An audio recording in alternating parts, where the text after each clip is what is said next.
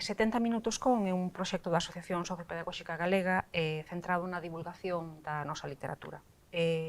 Hoxe 70 minutos con Suso de Toro. As primeiras grabacións que atopamos na rede son de hai sobre 3 anos. Podemos escoitar conversas interesantísimas guiadas por Yolanda Castaño, con Olga Novo ou con Alba Cid, entre as primeiras, ou entre Ana Romaní e Chus Nogueira, entre as máis recentes. Pensei en non comezar presentando a Suso, que non é unha persoa con proxección pública desde hai alrededor de 4 décadas, moi coñecida, si comentando brevemente o que penso que é o motivo polo que estou eu hoxe aquí. Hai 17 anos escribín unha crítica para a cultura galega da novela Home sen nome. Hai 13 anos xuntei a Suso de Toro que publicara daquela 7 palabras coa filósofa Rebeca Baceiredo para que conversasen sobre a novela. Parecíame que era un libro en que tiña moito peso a identidade masculina, outra vez, en realidade, é que Baceiredo, estudosa do pensamento de Deleuze, podía dar un contrapunto interesante para falar do libro de Suso. Gravei a conversa, que saiu en Protexta, a revista de libros de tempos novos que facíamos daquela. Xa fora da conversa, recordo que Suso me contou que deixaba de escribir, que volvía ao ensino. Non o puxen na entrevista, aí xa se viu que non tiña chisca de futuro como xornalista cultural. Un par de anos despois coñecín a súa filla e fixémonos amigas. O que me leva a pensar nun escritor que sempre, ou case sempre, escribiu sobre familias, que ese é un dos motivos polos que me propuxo entrevistalo hoxe, tendo en conta que non nos coñecemos case nada. Entón, tócame agradecerlle a confianza. Comentaba hoxe antes... Podo comentar? Claro, claro. Pois, polo meu lado, apeteceume por un motivo. En primeiro lugar, porque gusto de tratar, teño conciencia xa de ter un momento xeracional, é dicir, de un momento da vida. Teño conciencia de ter unha edade xa, e de levar efectivamente xa 40 anos ben cumpridos, publicando, de modo que é tamén unha altura da vida, sobre todo uns anos. Entón vexo con perspectiva, e apetecíame, en primeiro lugar, ter un diálogo cunha persoa de outra xeración, máis nova. Ao mesmo tempo, gustábame tamén que sexa muller. É dicir, por non repetir os discursos de sempre, para min, os que me son máis comuns, é dicir, por tratar con persoas distintas que a min. E, por outro lado, é certo que non lembraba a primeira ocasión en que reseñaras ou fixeras algo sobre Home sen nome, eso non me acordaba, pero sí recordaba con agrado unha ocasión que pensei que era unha reseña sobre 7 palabras. Entón, por ese motivo, foi polo que, cando me deron un nome, pois dei o teu nome. Esa é a explicación polo meu lado. Dado que aquí está depositada a biblioteca da familia Baltar, penso que traballaches bastante aquí neste espazo. En calquera caso, como estamos nun edificio en que o tempo ten unha materialización especial, quería comezar preguntándoche pola cuestión do tempo, por como te ves en relación con ser un escritor do presente, do século XXI. Eu teño unha conciencia aguda de vida, sempre que estou escribindo un libro penso, a ver se o dou acabado. É dicir, sempre penso, o ser escritor e levar tempo escribindo, é dicir, dache unha conciencia de obra en marcha e, polo tanto, tamén unha conciencia biográfica. Entón, eu teño unha conciencia moi aguda da vida, e sempre penso, é dicir, o que vou durar, teño conciencia de morte, moi presente, de sempre. Non sei en que momento podo decir que empecé a pensar que estou aquí e que a mellor non estou dentro dun ano. É dicir, de feito, a min asómbrame moito, admírame a xente que fai proxectos a 2 anos, a 3 anos. Eu digo, eu non empezo un proxecto a 2 anos, a 3 anos, con conciencia de que me vai levar 2 anos ou 3 anos, porque non sei se vou estar ali. É dicir, eu teño dun modo moi claro, moi evidente, moi presente. Non sei por que motivo, pero é así. Entón, cando empezo un libro, sempre tamén o vivo moi agónicamente, o tempo. Sempre penso, bueno, a ver se teño mitade do libro, a mellor ainda queda, a ver se o dou acabado. O mesmo tamén penso nos plans a respecto da miña vida personal, da miña vida familiar. Tamén, é dicir, como quedan as cousas se falto. É dicir, teño esta conciencia, está moi presente en mí. Entón, non sei como decir como me vexo. Eu véxome desde logo, eu empecé moi novo, con conciencia de escritor moi novo. Quero dicir, con 17 anos, eu estaba escribindo contos coa idea de enviálos daquela editorial Galaxia para que nos publicasen, para poder ter un volumen de contos na colección Illa Nova, que era unha colección breve para novos escritores. De modo que eu, xa desde moi novo, tiña esa conciencia de incorporarme a un percurso da literatura galega. Incorporarme xa á historia da literatura galega, en marcha. Entón, logo suspendín isto durante 10 anos, dediqueime moito a militancias varias, e retomeino. E cando retomo, tamén o retomo con conciencia de época. É dicir, analizo o que se está a publicar e a cultura que está nese momento e entro a escribir e a publicar con conciencia, con idea de intervir e de modificar.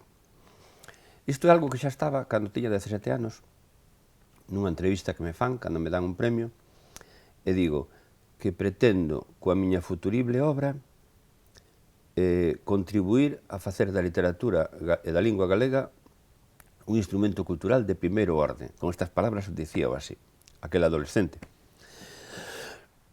Entón, eu sempre intentei eso, non? Cando empezo a escribir, a principios dos anos 80, pois pretendo facer unha, en primeiro lugar, a miña obra, expresar o meu mundo, coas miñas estéticas, pero tamén modificar a literatura que se facía naquele momento.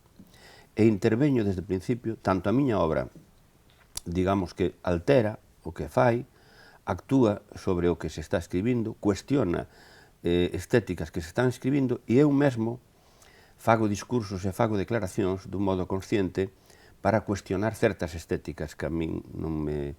e certas ideas establecidas na cultura en lingua galega. É dicir, eu sempre tive esta conciencia, por lo tanto, histórica.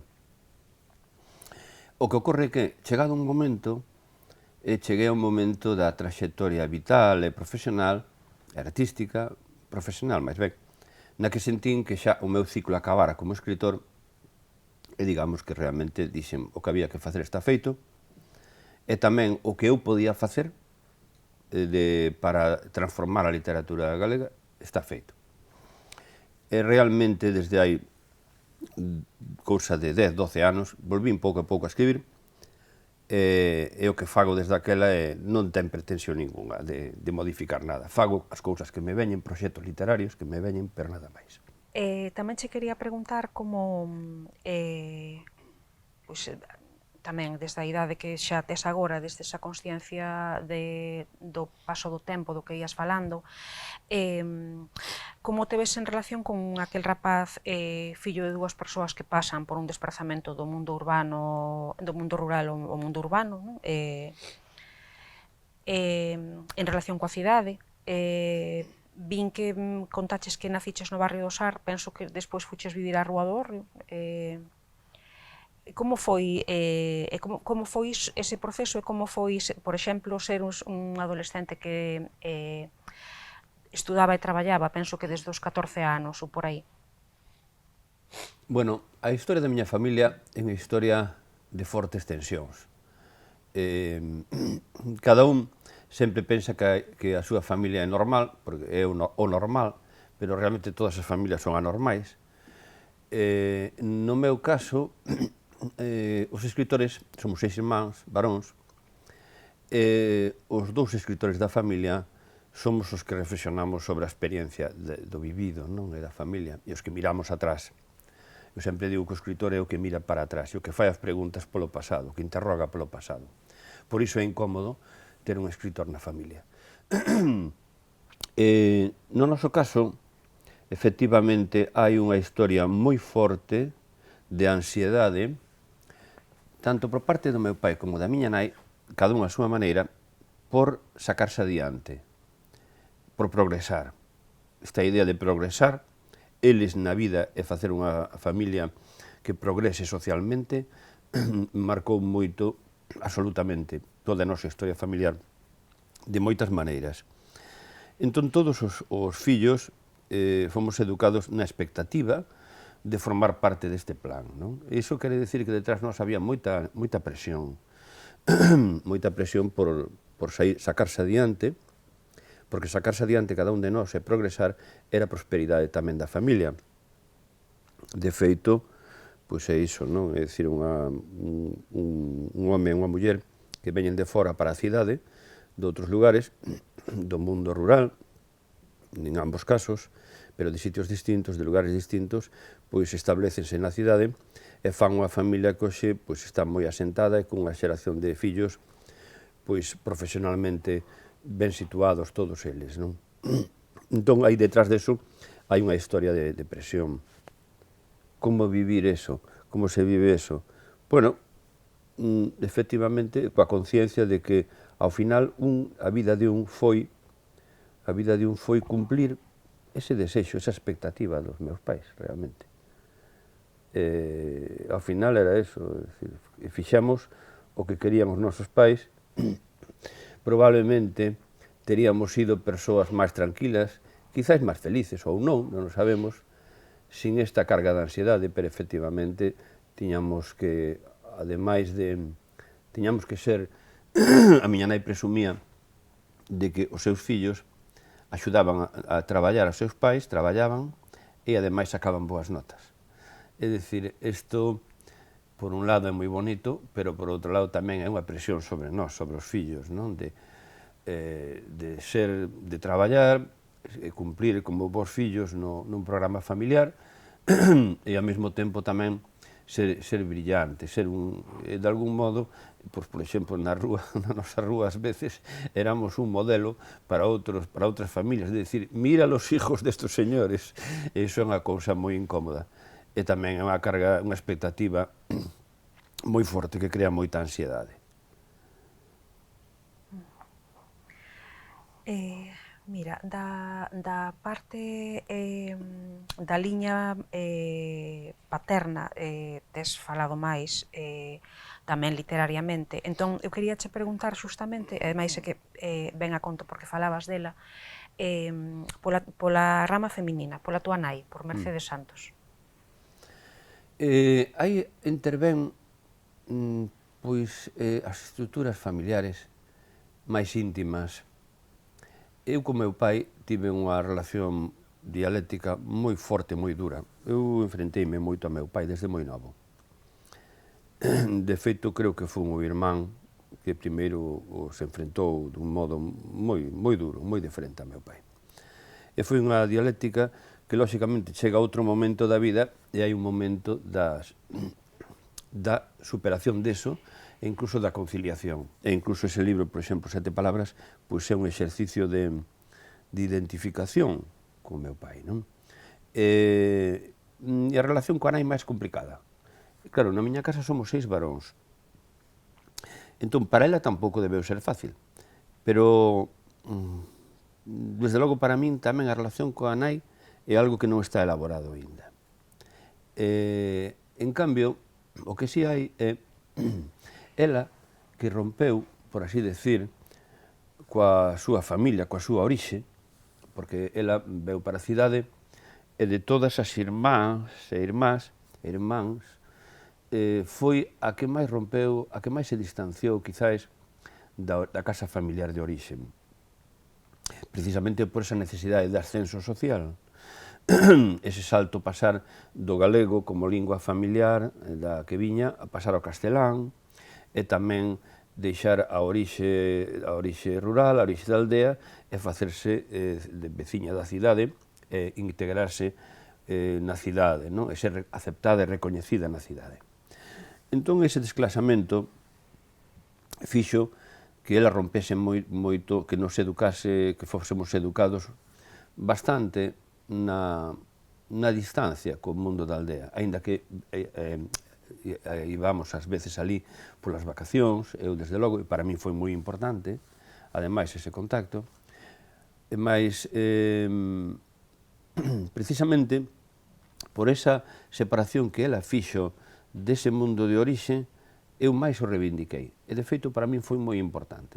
Se eu me fixen galeguista, foi por un sentido de xustiza, pero tamén por unha identificación co mundo dos meus avós maternos, precisamente. A miña identificación con aquela xente daquela aldea, con aquela casa e máis coa xente daquela aldea. Eses períodos de vacacións que pasamos ali, para min deronme o que non tiña na cidade. Un mundo moi afectivo, un mundo moi rico, un mundo cheo de sensacións, un mundo, en realidade, dentro dese mundo, había feridas e había rupturas como en todas partes, e había complicacións como en todas partes. Pero para min foi un tesouro aquilo. Entón, a reivindicación do mundo dos meus avós está na base, xunto coa idea de xustiza, de ver como era menosprezado, está na base da miña conversión ao galeguismo. Desde moi novo, desde neno. Aos 12 anos, recordo que a primeira vez que me ditan unha cousa no colexio Minerva, daquela xa se chamaba Peleteiro, que unha redacción escolar, eu pedinlle á profesora, preguntelle se a podía facer en galego. Eu, daquela, o galego non o liamos, non sabíamos escribir, pero eu sabía falar do que aprendera na aldea, máis nos barrios. Entón, o que fixen foi escribir unha redacción en galego que nunca volvín ler, pero recordo vagamente o tema, que era unha estampa da aldea. Era unha estampa da aldea. Entón, para min, a entrada na literatura e a entrada e a identificación coa lingua galega vai unida ao afecto con esa cousa. Sin embargo, coa figura materna é un tema que literariamente non abordei nunca. Así como abordei indirectamente a relación coa figura paterna a través da investigación na estirpe desa xente que viña de terras do sur de Zamora, de Sallago, pois, en cambio, a relación coa miña nai, eu sei que se vivo bastante, nalgún momento eso haberá que elaboralo literariamente. Pero, bueno, non é algo que está... Os escritores abordamos os temas vitais a través da literatura. Entón, ese tema haberá algún día que aparecerá en algún libro, se vivo bastante. Pois, mira, xa que falabas da cuestión de seres militante desde que eras moi novo, xa aproveito para preguntarche pola relación entre digamos, ese adolescente que está inserido nos movimentos antifranquistas e a creación, e o teu mundo literario. Bueno, efectivamente, o meu avó materno chamábame o gallejista, e o pintore, porque tamén me gustaba dibuixar, o gallejista. Si, tiven esa identificación afectiva e logo, chegado un momento, debeu ser no ano 72, debía ter eu 16, 17 anos, é o momento, que recordo perfectamente, foi no medio da Rúa do Vilar, con outro amigo, eu sempre busquei amigos que me acompañasen, sempre enredei aos meus amigos nos meus proxectos. Plantexeille unha decisión que xa viña dándolle voltas desde había un par de anos, é a de pasarme a ser galego falante.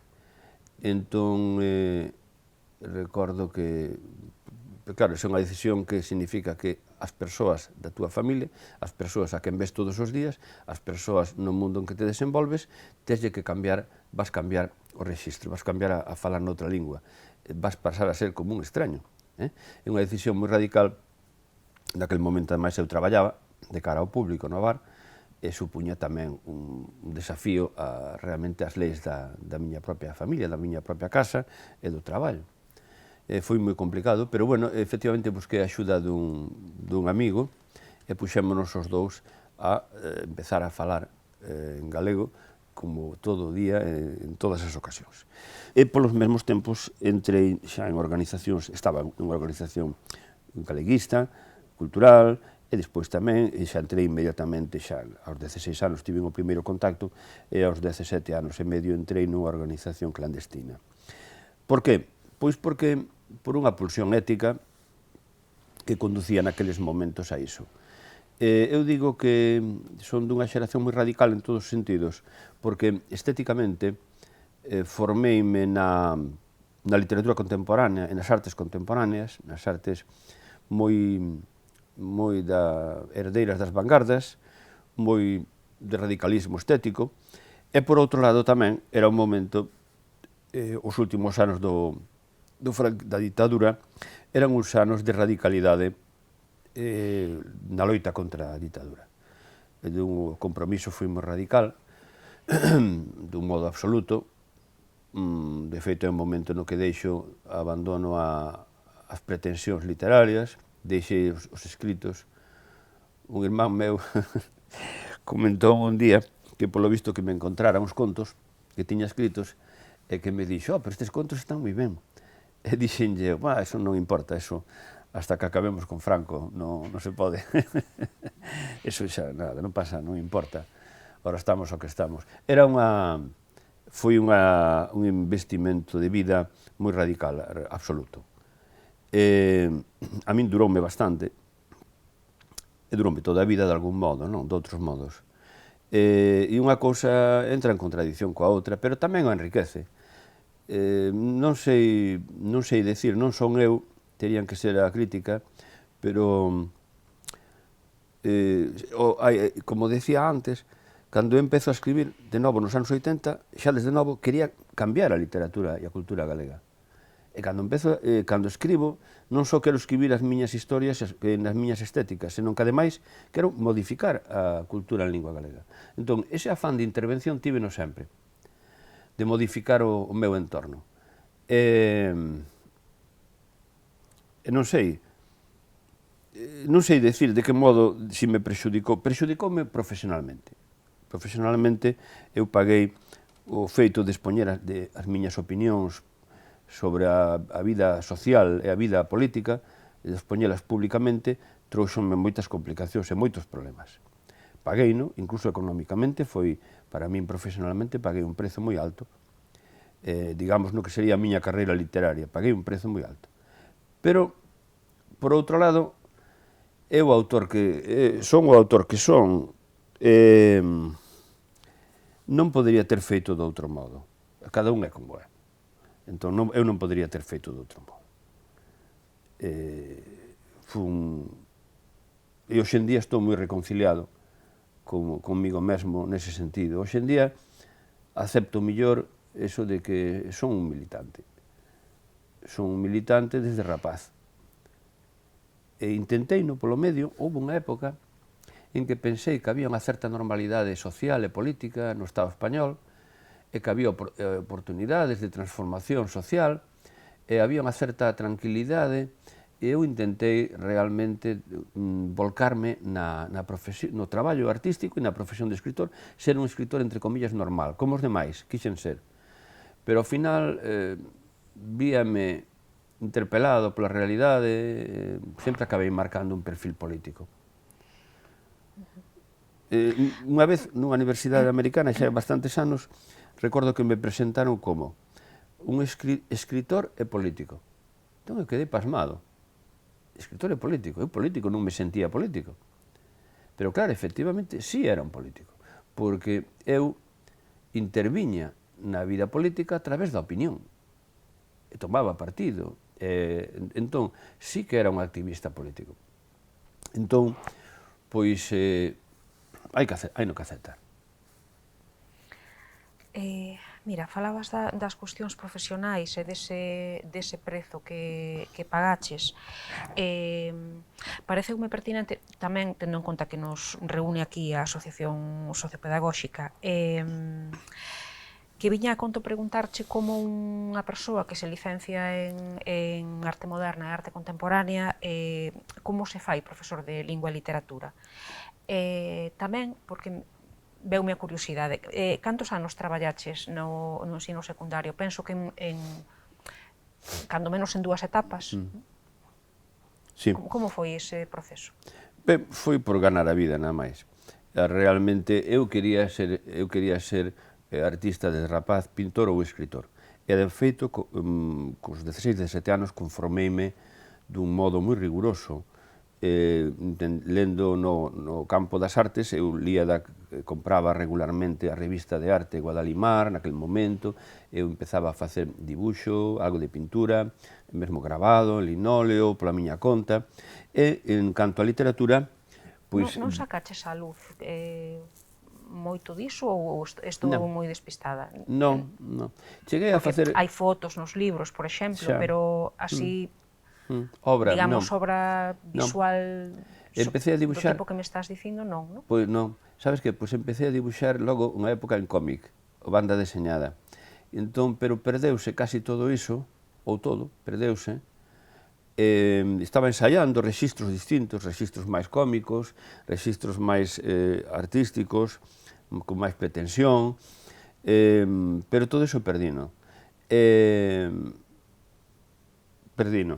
logo, tamén por esa época, cos 16, 17 anos, formeime dun modo moi metódico na literatura que era contemporánea. Entón, mesmo buscaba libros que estaban prohibidos aquí, que viñan de Buenos Aires, e busquei formarme dun modo sobre o que eran as correntes da literatura do século XX, en fin, dun modo moi metódico, moi serio. Estaba suscrito a revistas, lía o suplemento do diario de informaciones, o suplemento literario, que era o mellor, suscribíme a revista, non me acordo, de literaria, bueno, en fin, compraba o que había, estaba moi atento, con moita ansia, de formarme como escritor con rigor, non un escritor moderno con rigor. E, bueno, perdón, cheguei aquí, non me acordo como. Penso que porque che preguntaba como te faz, como alguén con esas inquietudes de moi novo se fai profesor de lingua e literatura. Pois moi fácil. Dixeches que por gañar a vida. Sí, moi fácil. Pois eu dixen a meus pais, bueno, de escritor non se vivía, daquela non se podía vivir de escritor, pero en cambio vía que os pintores sí. Os pintores facían exposicións, vendían os cadros, e digo, pois pódese vivir de pintor. Entón, dixen a meus pais que quería estudar Belas Artes. Entón dixeronme, mira, neniño, non, escolle unha carreira das Caixas aquí en Santiago, que esa podemos xa pagar, pero faznos falta para traballar no bar, así de simple. Entón, quedei na cidade e dixen, que estudo? E dixen, pois quero estudiar lingua galega, pero daquela non había. Entón había románicas. E fui unha facultade de románicas, a filoloxía, e en filoloxía eu vin que en románicas había francés en primeiro de carreira, eu viña de inglés, e dixen, me cago en tal, vou ter que estudiar o francés, vou suspender, non tiña ganas de estudiar. Entón fun para a carreira do lado, para a facultade do lado, que era Historias, onde estaba un amigo meu, e dixen, pois vou con fulano. Entón así foi que fun, e acabei, dentro deso acabei estudando arte, que era a miña arte moderna e contemporáneo, que era a miña, digamos, a miña tendencia, o que a mí me gustaba tamén máis. E logo acabei, pois, dando clase na formación profesional. Empecé con formación profesional agraria, nunha escola, unha especie de cooperativa, unha experiencia moi interesante, moi interesante.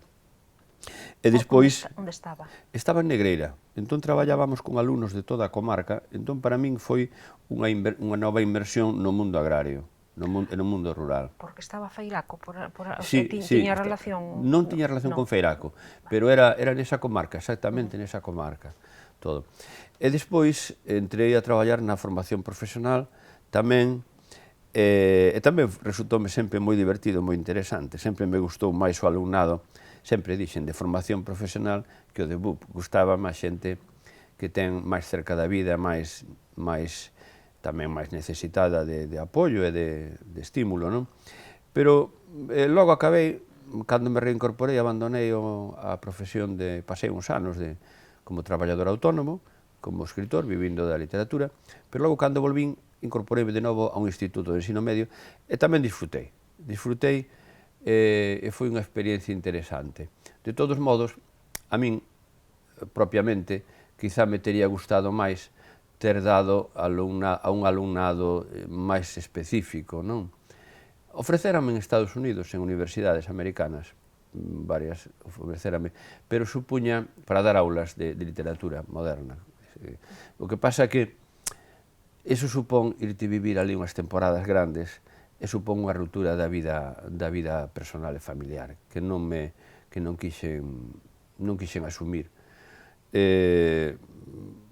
Porque ese é un aspecto tamén da miña vida importante. Eu nunca levo vivindo toda a miña vida en Galicia e moi a gusto. Viaxei por motivos de traballo, teño viaxado polo mundo adiante, sobre todo por universidades de outros países e con institucións de outros países, pero eran viaxes de ida e volta sempre. Sempre vivín prácticamente sempre en Galicia e en Santiago prácticamente toda a miña vida. E estou moi contento. É unha decisión tamén vital son decisións vitais. Non quixen emigrar, porque a emigración sempre era ir a Madrid, non quixen emigrar en ningún momento, e teño aquí todo o que necesito, o que preciso. Todo. Mira, pois pensei en ir parando así un pouco guiada pola miña memoria lectora e por algunha cousa que lín ou relín agora preparando a entrevista. Quería empezar por Polaroid. Fanse os 37 anos desde que saiu, que son os mesmos que fai a túa filla, tamén pareceume así, non sei, chamoume a atención. Como ves o libro desde hoxe? Porque, por exemplo, relendo pensei cousas que non pensara, non? Que dirías da posibilidade de que sexa un libro escrito contra o que iso que o estudoso Isaac Lourido chama cultura da normalización, cultura da autonomía, se queres, nun momento en que, ademais, aínda se comeza a sentar a rede de institucións que sustenta a tal cultura da autonomía. Que pensas diso? Iso, tío, deste libro en concreto? Non, el fala do período ese que, digamos que para cultura en español se acuñou como cultura da transición, el fala para Galicia de que lle gusta máis a idea de cultura da normalización porque digamos que é como a aspiración cultural fundamental dese tempo e que chega ata nós, non? Esa aspiración de normalidade que ás veces é unha aspiración que ten que ver tamén cunha homoxenización Ten razón. Da globalidade, dos mercados, fala diso. Eu interpretaría de outro modo, pero ten razón. Polaroid deliberadamente é un acto, é un libro que ten o seu sentido estético, léese en por sí como un texto, unha obra literaria moi dinámica internamente, pero tamén moi dinámica externamente. É dicir, é un acto. Con Polaroid, o que quixen foi, eu digo, botar unha carga de profundidade na literatura en lingua galega. Non só iso, sino incluso na cultura en lingua galega. É un acto, pero contra unha cultura, é unha conciencia cultural, é unha conciencia social que se estaba creando ao redor do modo en que se creou, en que se institucionalizou a autonomía, e é un acto precisamente contra esa institucionalización da literatura e da cultura. Eu digo que tamén é un acto contra ese momento en que a recuperación do autogoberno faise controlada, patrocinada e auspiciada por ese, o que chamaría o piñeirismo, sen dúbida, sen dúbida.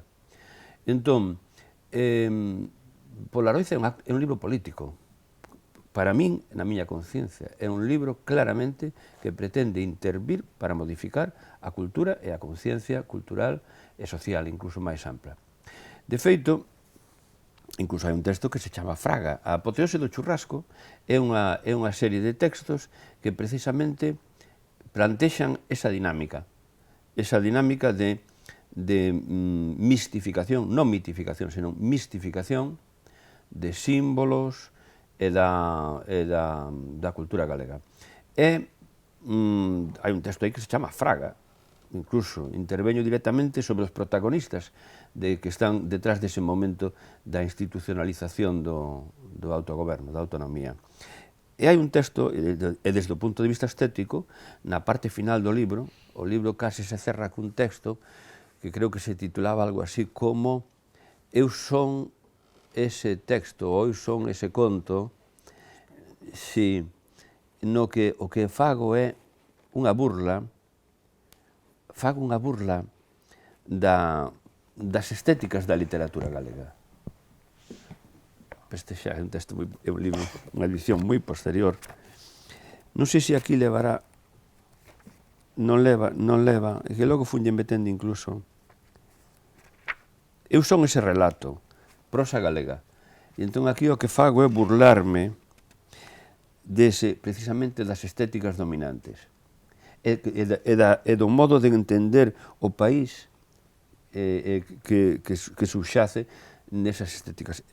Eu digo aquí, eu son ese relato que falta neste libro, ese relato que gustas de ler, lector. Deixa ese mundo móvil que te rodea, ese entorno aloucado que vai para non se sabe onde, entra na tranquilidade, ponte cómodo no acougo. Non hai en min histeria, nin esquizofrenia, e moito menos oligofrenia. En min son as cousas como deben ser, sen estridencias. Hai, se acaso, un certo toque neurótico, tan noso, pero cada cousa está no seu sitio, como nos gusta. Bueno, pero continúa facendo unha burla precisamente das estéticas conformadoras que estaban creando unha idea de Galicia como un país ordenado, en calma, manso. Eu quería retratar unha sociedade cunha gran conflictividade interna, todo o contrario, non? Entón, Polaroid é un libro político. É dicir, eu creo que Polaroid non foi comprendido aínda hoxe en día. É deliberadamente unha intervención. Queríache preguntar, porque se non pensara na cuestión da cultura da normalización ou cultura da autonomía, sí que recordaba a Nano, o personaxe, tamén porque percorre máis novelas túas. Dixeches nalgún momento que non ten dentro de sí a agonía desa identidade masculina, digamos, hexemónica. Como se foi configurando ese personaxe? E queríache preguntar se ten algo de Follner tamén, porque estes días lía un artigo que non lera, cando Polaroid fai os 25 anos, que se titula A furia e o ruido versión picheleira. Tamén pensei en que hai de Follner neste personaxe? Ben, pois, eu máis ben empecé con Beckett, curiosamente, para Nano.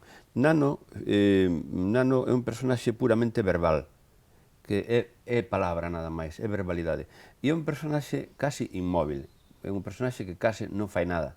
O que fai é enunciar, discurrir sobre o mundo que o rodea, discurrir falando sobre o mundo que o rodea, pero prácticamente está inmóvil, ten unha gran inmobilidade. E, por outro lado, é un personaxe masculino, pero amputado, faltalle unha man. É dicir, efectivamente, hai aí quixen retratar en Nano tamén un momento, quizá, da nosa sociedade de frustración, de inmobilidade, de incapacidade.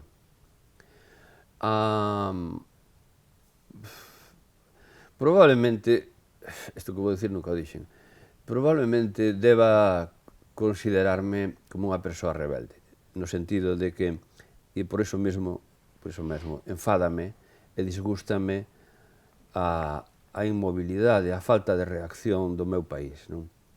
A incapacidade de afrontar as súas necesidades, non? Entón, Nano representaba moi ben iso. Nano é a pura inmobilidade e a pura verbalidade, simplemente. É alguén que fala, pero non fai nada.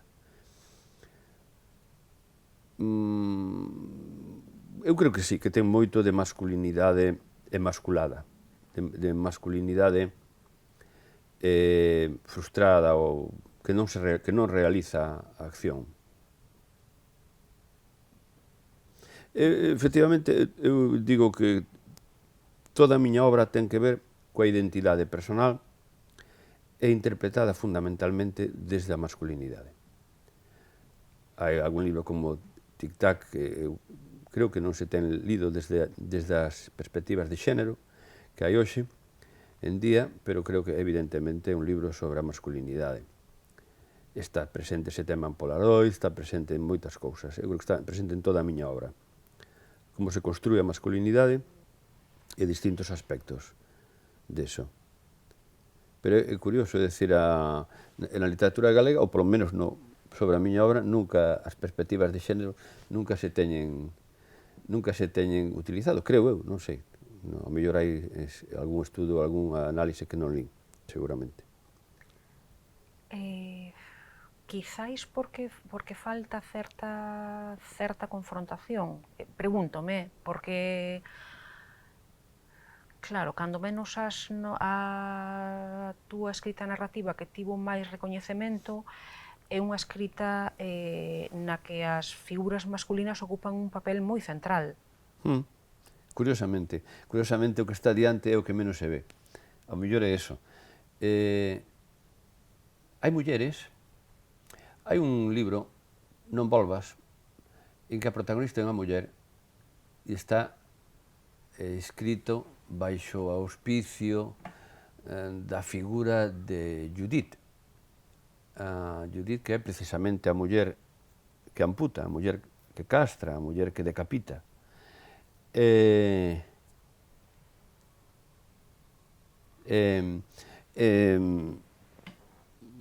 Non deixa de ser eso tamén a outra volta da masculinidade tamén, os temores da masculinidade.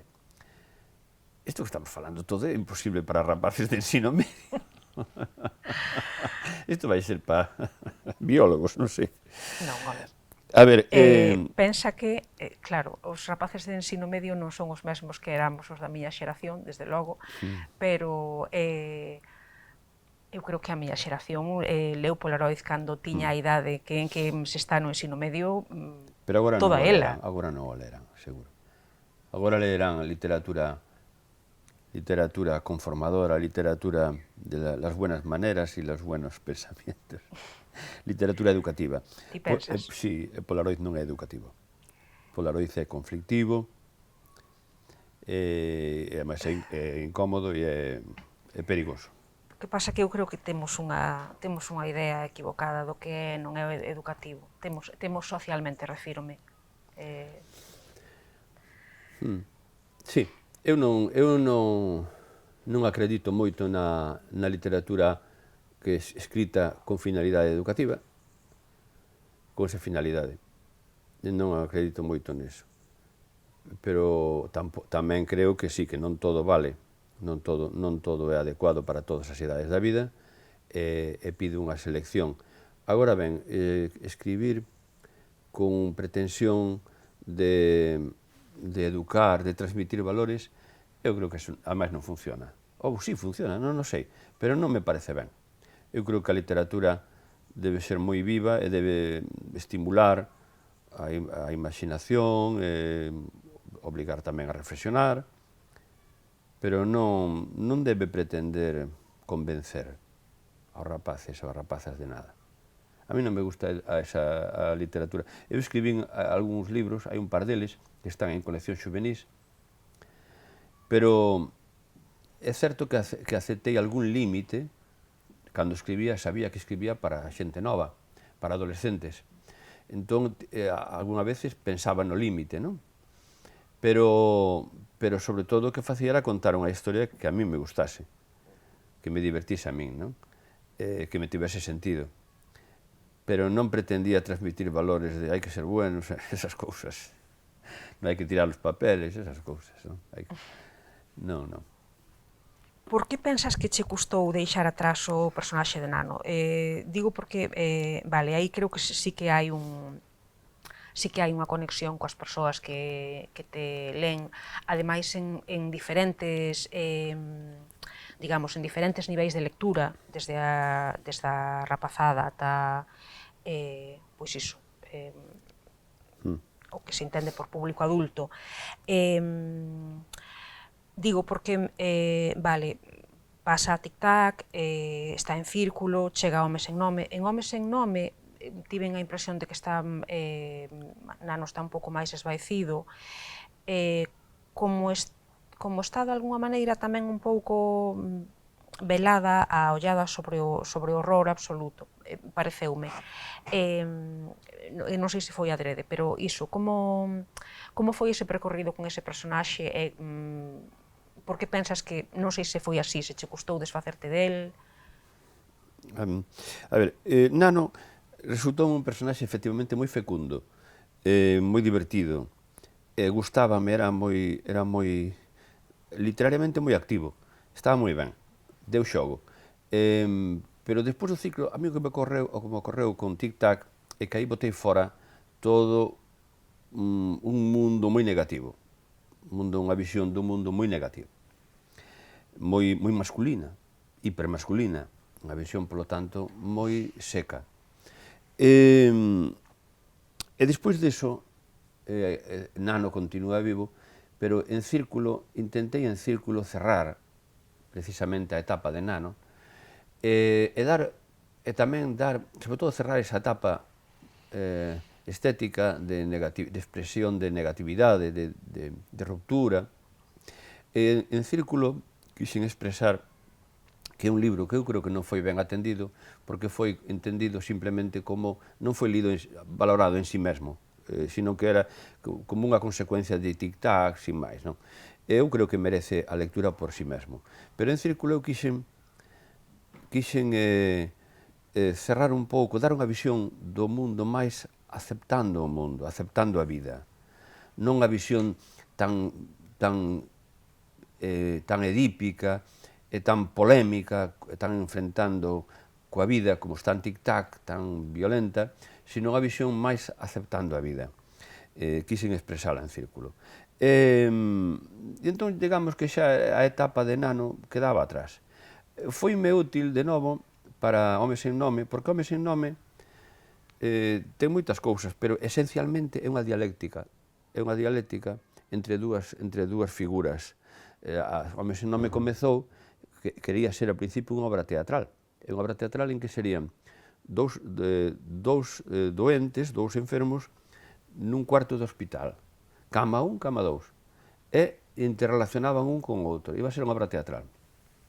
Entón, o personaxe de Nano, non sei por que recuperei a Nano para que fose un deses dous que estaban encamados. Tiña claro que un era o vello, un vello que representaba precisamente tamén toda o que é o fascismo, que é a hipermasculinidade, esa visión despiadada, absolutamente. E quizáis o contraste, escollín a Nano, porque xa Nano estaba na familia, por así decir, estaba aquí, na obra, e podía representar moi ben a víctima, de algún modo, non? O contrario, non? Unha figura mansa. Debeu ser eso, pero xa chegou o momento en que, despois deso, xa fun escribindo, aparecerse outras obras, non? Outras tarefas literarias. E apareceuseme o tema de escribir algo que estaba dando voltas desde había tempo dentro miña, que era investigar a familia paterna e ir á terra do meu pai e todo eso. Imos logo a 7 palabras, porque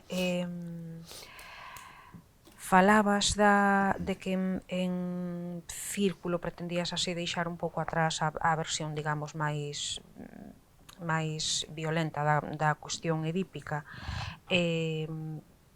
pero eu diría que algo permanece en 7 palabras da cuestión, da eterna cuestión, desde logo da filiación, non? Entón, preguntábame por que alguén que coñece, porque se ve no teu interese sobre as vanguardas, nas cousas ensaísticas que publicas, alguén que coñece a deconstrución e os diferentes cuestionamentos que se fan ao pensamento da modernidade que establece así o suxeito, non? ten tanta necesidade de escribir sobre a identidade masculina en concreto?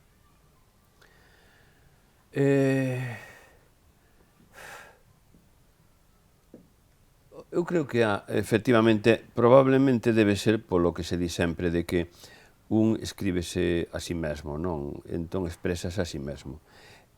Probablemente toda a obra que un fai é para reconstruirse. Probablemente quen escribe, si ten a fortuna, eu tive esa fortuna, de poder escribir toda unha obra literaria, é dicir, abarcar períodos longos de creativos e ir facendo unha obra tras outra, iso é un privilexio que cho dá a vida, podes morrer antes, pero se duras o bastante, traballas o bastante, pois en consecuencia chegará un momento en que vas vendo todo, aprendendo. E que é o que aprendes? Aprendes quen és ti. Ao final, o que descobres é, con un libro tras outro, quen é un mesmo, non? Entón, probablemente, é un afán de coñecerse un a sí mesmo, Desde logo, despois de 7 palabras, podo dicir que comprendín quen era. Investigando a historia do meu avó paterno, comprendín tamén a historia do meu pai e máis a do meu tío, dos dous irmáns. E comprendín que eu levaba dentro miña a toda esa xente. Para entenderme a min mesmo, escribindo ese libro, descubrín como eu era Antonio, meu pai, como tamén eu era Miguel, e como detrás estaba a orfandade de Faustino, e tamén a viuvez da miña abuela, porque a miña abuela era de terras castellanas, de Zamora, Zamora non é moi Castilla, pero bueno.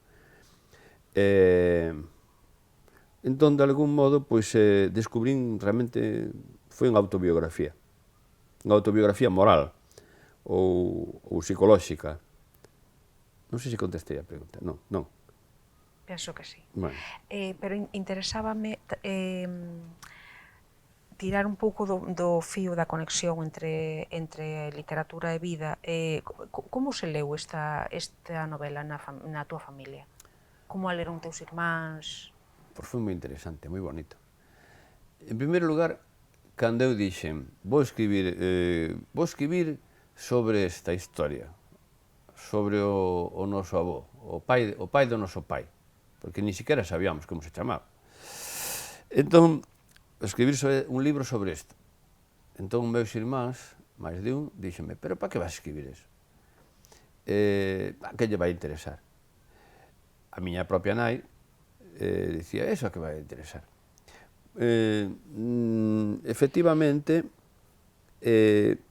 o que había era unha historia de todo o que está estigmatizado, que é abandono, orfandade, hospicio, pobreza, toda unha serie de palabras e de conceptos e de ideas negativas que, desde logo, é dicir, con un apelido tan sonoro que temos nós, de Toro, que sona, que podía ser noble casi, non? Se fora en alemán sería von, pois von Stier.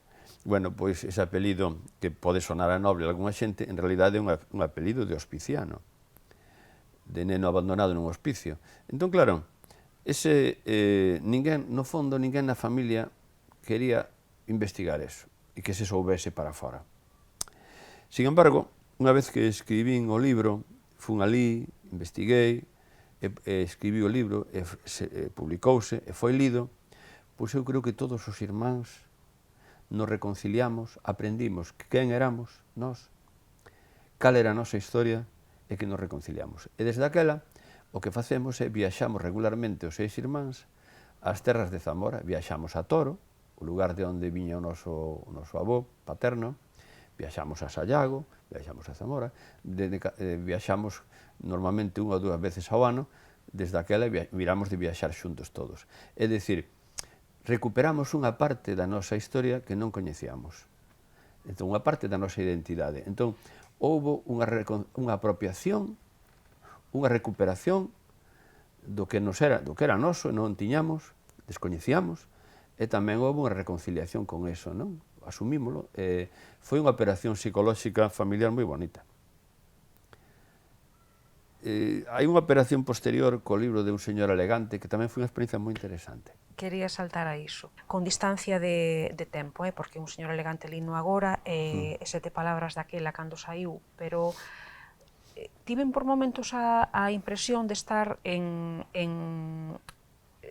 dous planos sociais case no mesmo libro.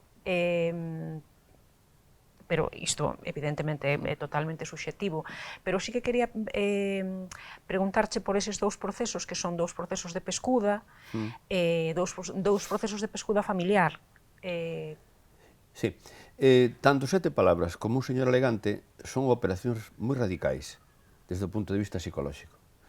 É, coa literatura, reconstruir o argumento dunha familia. En 7 palabras era o argumento da miña familia. Pasamos a identificarnos cunha historia que antes non tiñamos.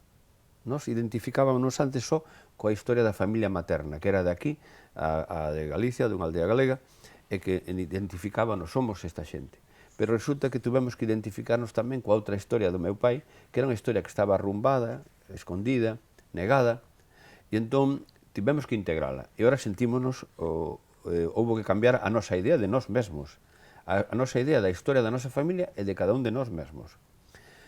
E no caso dun señor elegante, é a intervención no argumento dunha familia que non é a miña, unha familia coa que eu non tiña relación. Pero o que fixen foi, a través da literatura, realmente modificar o argumento familiar. Creei un argumento novo para esa familia. E esta é unha operación tan complexa, tan radical, desde o punto de vista psicolóxico, que lóxicamente tamén creou as súas tensións nesa familia. Porque o libro obrigou a familia a aceptar que unha parte da historia do seu pai, do seu avó, sobre todo da familia, que a súa familia tiña unha historia distinta. Unha historia que non estaba contada, que estaba oculta, pero tiveron que asumila, tiveron que aceptar, pois sí, resulta que o noso pai, os fillos de don Ramón Baltar, ou os netos e netas de don Ramón Baltar, pois resulta que o noso avó era un home moi distinto do que pensábamos nós. Pensábamos nós que era un señor, un médico como outro calquera, que lía moitos libros, e resulta que era un tipo que tiña unha vida, unha intervención na sociedade e na historia, dun modo consciente, tremenda, e que vivía cunha gran conciencia histórica de si mesmo, e que tiña unha entidade, un peso, unha entidade humana moitísimo maior, o sea, que era unha figura dun tamaño moitísimo maior do que nós pensábamos. Aquel velliño que imaginábamos nós lendo un libro en casa cunha chaqueta e tal, resulta que non era un velliño, era un tipazo, non? Entón, isto obrigou a aceptar, ademais, coa dimensión política que ten o libro, porque a dimensión política que tiña a figura de Ramón Baltar, obriga a reconsiderar as historias familiares. Resulta que o meu avó pensaba moi distinto de como pensaba o meu pai ou a miña nai, ou como eu penso desta maneira, teño estas ideas que son totalmente contrarias ás que eran do meu avó. É dicir, cuestiona as vidas da xente. E a vida, as decisións que tomou o meu avó, resulta que eran completamente distintas. Entón, claro, xa digo, detrás de Un señor elegante habería outro libro que é a dialéctica cunha familia que vai vendo, primeiro tamén con preocupación, con desconfianza, con preocupación, con tensión, que cousas se van a revelar da historia familiar. Porque claro, como dixen antes en algún momento, un escritor dentro da familia é alguén que fai as preguntas incómodas, porque pregunta sempre polo pasado. E pregunta sempre, ademais, polas cousas que non se contaron. E pregunta, é que hai nesa porta que está sempre cerrada? É que hai no faiado que nunca se vai arriba? É dicir, preguntamos polos secretos. Entón, claro, polo que non está contado. Entón, claro, estes libros reconstrúen un argumento familiar. Entón, efectivamente, o tema da identidade personal e o tema das historias familiares son as miñas historias. Todos os meus libros. Agora, unha novela que teño escrita É unha historia familiar tamén, e é a investigación da historia familiar, e é a reconstrucción da historia familiar. É realmente unha recorrencia en todo o que fago. Eu xa digo, De quen neste caso ainda non o podes contar? pois é imaginado todo, é unha muller, máis ou menos do teu tempo, un pouco máis vella, é unha muller do noso tempo, e tamén, de novo, é a dialéctica co pasado, non? A través da figura do avó. É a dialéctica co avó. Mira, quería che preguntar por un señor elegante, porque chame a atención varias cousas, pero é a obra máis voluminosa que escribiches, creo. Despois, dixeches nalgúna ocasión que nunca os teus compañeiros de escrita che ian dar un premio ou un recoñecemento ou algo así. Entón, sí, nunha entrevista na que eu estaba presente, nesa conversa con Rebeca Baceiredo da que che falaba antes. Entón, un señor elegante leva o premio Follas Novas que dan a Asociación de Escritores e Escritoras, os editores e os libreiros. Quero dicir, en parte, bueno, isto non ten importancia, pero eu coincido, a mí pareceume un libro extraordinario. Que pensas que cadrou aí? Que se xuntou nese libro? A parte de, claro, hai unha componente política que ten que ver co descubrimento da memoria republicana que é moi, claro, que é moi evidente, pero que máis? Sei que... Un señor elegante, a verdade que foi unha caixa de... foi unha sorpresa. Foi unha sorpresa. Non era para ser un libro, era para ser un libriño breve, ni siquiera para escribilo eu, é dicir, buscaba alguén que o escribise, acabei empezando coa idea de facer un libriño sobre unha familia moi interesante, que protexera, axudar a Rosalía e a Murguía, a Castelao, protexera as irmás de Castelao, a familia de Dieste, é dicir, unha familia sorprendente, chea de historias, pero logo apareceu unha figura polo medio, sobre todo isto, apareceu unha figura polo medio que foi a de Ramón Baltar. E aí apareceron efectivamente os grandes temas. Apareceu temas históricos como a resistencia, apareceu a idea dunha burguesía e dunhas camadas preparadas para gobernar, unhas camadas europeas, unha xente preparada con formación europea e tal, esa burguesía comprometida, no caso de Ramón Baltar, directamente coa resistencia, co republicanismo, coa militancia, co compromiso co galeguismo. Entón, todo iso, de repente era unha figura moi poderosa que traía moitos temas históricos. Pero ademais pasoume a min unha cousa que foi a identificación. Eu identifiqueime con Ramón Baltar e sigo identificado con ele. Eu xa digo, para min, cal é o meu pensamento? O de Ramón. Que hai que facer? O que diga Ramón. Pero se un señor burgués do que en Galicia poderíamos chamar alta burguesía. Pero me encanta. É como eso. It's only rock and roll, but I like it. Bueno, pois Ramón Baltar, efectivamente, é un magnífico burgués, un home que lle gustaban os autos espectaculares, os autos deportivos, os yates, un home que falaba e escribía alemán, francés, inglés, formado internacionalmente, é un home comprometido coa resistencia, nas estruturas da clandestinidade da resistencia, na inmediata posguerra, comprometido coa recuperación cultural, un home de palabra, un home serio, un home riguroso, un home de ética, un excelente profesional, un excelente cirurxán, un tío que me cae de puta madre. Entón, que pasou con Ramón? Que eu vime na súa posición, no seu orgullo, na súa actitude, a súa posición era de alguén que foi apartado, foi expulsado da universidade, apartado da universidade, arrinconado, no lugar que era o recoñecemento, os honores públicos eran o ser catedrático, ele foi apartado, foi negado, quedou relegado a unha certa privacidade, cunha boa situación económica, pero apartado, digamos, dos títulos, non nese sentido. Por un lado. E logo, por outro lado, resistindo, e facendo o que debía. E eu identifiqueime con ele. Dixen, Ramón é dos meus. E logo é outra cousa tamén. Encontrei aí, efectivamente, falando da masculinidade, un modelo de masculinidade, un home antigo, de outra época, en moitas cousas, pero un modo de ser e de estar co que me identifico absolutamente. É o que chamaría unha persoa de palabra e unha persoa valente. Valente, de palabra, rigurosa, ética, é dicir, todo o que eu admiro. É dicir, eu querería ser como Ramón Baltar. Encontrome cun referente. Por iso digo que hai que facer en cada momento o que diga Ramón.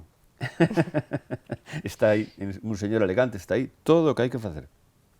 Por que a túa instalación, eu diría que constante no realismo? Porque, ademais, co eterno problema que algunha vez enunciaches, sobre todo pola cuestión da lingua, de un escritor en Galicia ten o reto de facer verosímil algo que non é real. Iso, de que pois un señor que é bastante parecido á alta burguesía ilustrada que nós podemos ter, fala en galego, por exemplo, non? Por que Suso de Toro sempre escribiu na estética realista? Non sempre. Ou case sempre? Sí, fixen un xoguete, por exemplo, que é Morgún, que é unha especie de pastiche de unha saga, a maneira das sagas celtas e xermanas, e que é un exercicio de estilo, e tamén porque entraba neso, entraba tamén nunha parte pequena dos meus intereses, que é a épica, e as formas, e tamén a poder escribir a maneira, non digo shakespeariana, pero claro, a escrita de Shakespeare, poder escribir así é algo que sempre quixen, poder escribir, nalgún momento dixen de Nano di, nalgún momento, que todos deberíamos, nalgún momento, falar como príncipes. Entón, é unha cousa que, efectivamente, as estéticas realistas non permiten. Porque escribín, máis ou menos, casi sempre, efectivamente, o que chamamos realismo, coas estéticas do realismo. A verdad que non o sei. Probablemente porque quixen escribir sobre a vida que me rodea, non? Sobre o meu mundo, sobre a miña vida, por expresalo. Pero eu creo que todo o mundo fai, máis ou menos. Cada escritor, cada escritora escribe, expresa o seu país e o seu tempo. A terra e o tempo. Eu imagino que case todo o mundo fai, menos os poetas, quizá. Os poetas teñen máis liberdade, pero os escritores de ficción, curiosamente, chamámonos de ficción, pero o traballo noso é reconstruir o noso país e o noso tempo. Pero teño envexa dos poetas, de todos modos. Sempre tiven envexa dos poetas. Dilo aí no comezo dentro da literatura. Sí, sempre tiven envexa dos poetas. E non sei por que non son poeta, ou si sei, non sei. Non sei. Ou si sabes? Quizás por pudor. Eu creo que é o pudor. O pudor é unha limitación para o escritor, é unha limitación para o escritor, e efectivamente, pois, na miña vida hai moitas cousas que me limitan expresar aspectos da existencia. Pois sí, hai moitos aspectos, hai moitas limitacións vitais. Seguramente a poesía non a fago por pudor, sí.